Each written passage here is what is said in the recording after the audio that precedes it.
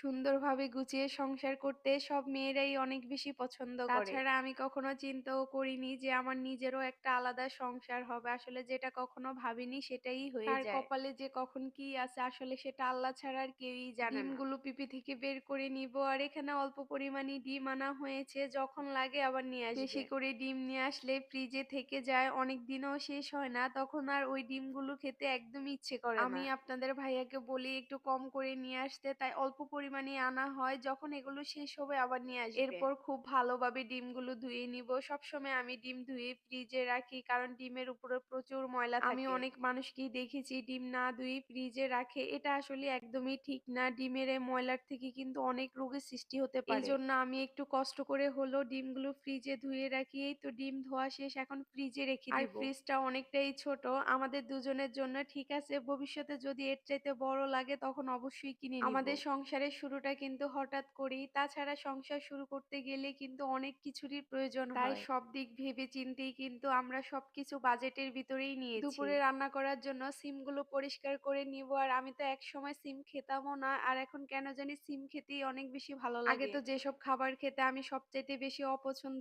করতাম, এখন তো সেসব খাবার খেতেই সবচাইতে বেশি পছন্দ করি। বয়সের সাথে সাথে কিন্তু মানুষের সবকিছুই চেঞ্জ হয়ে যায়। এ সময় মানুষের পছন্দের অপছন্দের পরিবর্তন হয়, মানুষ ধৈর্য ধরতে শিখে। সিম পরিষ্কার শেষ করে এখন মাছগুলো ভেজে নিব। আর এটা যেন কি মাছ আমার এই মুহূর্তে মনে পড়তেছে না, কিন্তু রুই মাছের মতোই দেখতে ছিল। এক পাশে মাছ ভেজে নিচ্ছি আর অন্য পাশে ডাল রান্না করে নিচ্ছি। আর আমি সবসময় পাতলা ডাল রান্না করলে এভাবে ডাল ঘুটনি দিয়ে ডাল ম্যাশ করে নিই। এই তো মাছ ভাজা হয়ে গেছে, এখন তুলে নিব। আর পোনা মাছ আমি সবসময় একটু কম করেই ভেজে নেই, কম করে ভেজে নিলে রান্না করলে খেতে খুবই ভালো লাগে। তারপরেও অনেক সময় কিন্তু বেশি ভাজা হয়ে যায়, কোনো কারণে খেয়াল না থাকলে কিংবা চুলার তাপ একটু বেশি থাকলে। পাতলা ডাল রান্না করব আর বাগার দিব না, তা তো হতেই পারে না। এই বাগার দেওয়ার কারণেই কিন্তু ডালটা খেতে আরো অনেক বেশি মজা লাগে। ডালের ভিতরে ধনিয়া পাতাও দিয়েছি, সেটা আর ভিডিওতে নিতে মনে নেই। ডাল রান্না প্রায় শেষ, তারপরে একটু চুলার উপরে রেখে দিব, এতে আরো বেশি ভালো লাগবে খেতে। নিজের হাতে রান্না খেতে তো এখন আর ইচ্ছেই করে না, মন চায় আম্মুর হাতে রান্না খেতে। চেষ্টা করি আম্মুর মতো রান্না করতে, বাট আম্মুর হাতের রান্না সেই স্বাদ তো পাওয়া যায় না। আসলে মায়ের হাতের রান্নার সাথে তো কারো রান্নারই তুলনা হয় না। আমার আম্মুকে যদি কখনো বলতাম যে আম্মু আমার এই খাবারটা খেতে ইচ্ছে করে, আম্মু কিন্তু সাথে সাথেই বানিয়ে দিত। সেটা যে সময়ই হোক না কেন,